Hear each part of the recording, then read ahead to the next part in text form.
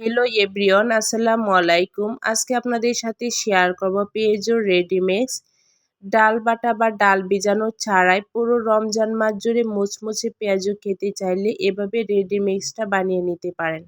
পেঁয়াজু মিক্স দিয়ে যদি পেঁয়াজুটা না বানান তাহলে পেঁয়াজুর আসল স্বাদটা পাওয়া যায় না। পেঁয়াজু মিক্সটা বানানোর জন্য প্রথমে নিয়েছি হাফ কাপ বুটের ডাল, হাফ কাপ নিয়েছি খেসারির ডাল আর হাফ কাপ নিয়েছি মসুরের ডাল।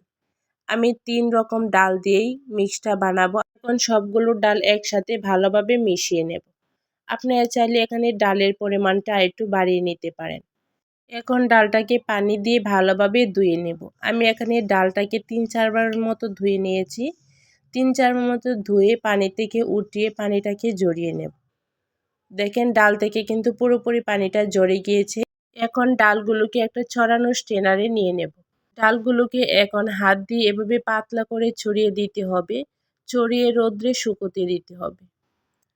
আমি এখানে ডালটাকে 3-4 ঘন্টার জন্য রোদ্রে শুকিয়ে নিয়েছি। 3-4 ঘন্টা রোদ্রে শুকানোর পর দেখেন ঠিক এরকম হয়েছে। এখন তো কড়া রোদ, সেই জন্য কিন্তু 3-4 ঘন্টা দিলে ডালগুলো ভালোভাবে শুকিয়ে যায়। এখন ডালগুলোকে একটা ব্লেন্ডার জারে নিয়ে ব্লেন্ড করে নেব। আমি সবগুলো ডাল একসাথে নিয়ে নিয়েছি, এখন ব্লেন্ডারে ব্লেন্ড করে নিচ্ছি। ডালগুলোকে বেশি সময় ধরে ব্লেন্ড করার প্রয়োজন নেই। এখানে 1 থেকে 1.5 মিনিট ব্লেন্ড করলে খুব সুন্দরভাবে ব্লেন্ড করা হয়ে যাবে। দেখেন 1 থেকে 1.5 মিনিট ব্লেন্ড করার পর ঠিক এরকম হয়েছে। ডালগুলোকে বেশি মিহি করা যাবে না, একটু দানা দানা থাকবে। ডালগুলো যদি একটু দানা ভাব থাকে তাহলে কিন্তু পেঁয়াজুটা খেতে খুব ভালো লাগে। ঠিক এভাবেই কিন্তু আপনারা পেঁয়াজু মিক্সটা বানিয়ে 1 মাস পর্যন্ত সংরক্ষণ করতে পারবেন। এয়ারটাইট বক্সে রেখে এভাবে 1 মাস জুড়ে সংরক্ষণ করবেন। এখন আপনাদেরকে দেখিয়ে দিচ্ছি খুব সহজে কিভাবে রমজান মাসে পেঁয়াজুগুলো বানিয়ে নিতে পারবেন। এখানে আমি 4-5 চামচের মতো পেঁয়াজু মিক্সটা নিয়ে নিয়েছি। এখন দিয়ে দিয়েছি পানি। পানিটা একটু বেশি করে দিতে হবে, ঠিক এরকম। এভাবে রেস্টে রেখে দেব আধা ঘন্টার জন্য।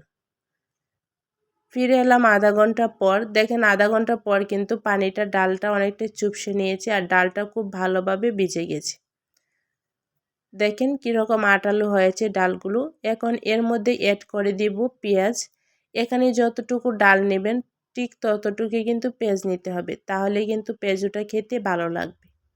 এখন দিয়ে দেব 2টা কাঁচামরিচ। আপনারা মরিচটা আপনাদের পছন্দ মতো নিতে পারেন। দিয়ে দেব কিছুটা ধনিয়া পাতা কুচি, স্বাদ মতো লবণ, দিয়ে দেব হাফ চামচ মরিচের গুঁড়া, হাফ চামচ ধনিয়ার গুঁড়া, হাফ চামচ হলুদ গুঁড়া, হাফ চামচ জিরা বাটা, 1 চামচ দিয়ে দেব আদা রসুন বাটা। এখন সবগুলোকে একসাথে ভালোভাবে মিশিয়ে নেব। সবগুলো উপকরণ ভালোভাবে মিশানো হয়ে গেছে আর দেখেন পেঁয়াজুর আটালোটা ঠিক এরকম হয়েছে। এখন আপনাদের সাথে ভেজে শেয়ার করছি। আগে থেকে চুলায় তেল বসিয়ে রেখেছি। তেলটা যখন গরম হয়ে আসবে এই পর্যায়ে পেঁয়াজুটা দিয়ে দিতে হবে। আর এই পর্যায়ে চুলার আঁচটা মিডিয়াম টু লো আঁচে রাখতে হবে। যদি হাই হিটে পেঁয়াজুগুলো ভাজেন তাহলে উপর দিয়ে পুড়ে যাবে আর ভিতর দিয়ে কাঁচা থেকে যাবে। যখন এক পাশে ভাজা হয়ে যাবে তখন অন্য পাশে এভাবে উল্টিয়ে পাল্টিয়ে ব্রাউন কালার করে ভেজে নিতে হবে। তবে আপনারা পেঁয়াজুগুলো সময় নিয়ে ধৈর্য সহকারে পেঁয়াজুগুলো ভাজার চেষ্টা করবেন, তাহলে কিন্তু পেঁয়াজুগুলো খেতে অনেক ভালো লাগে।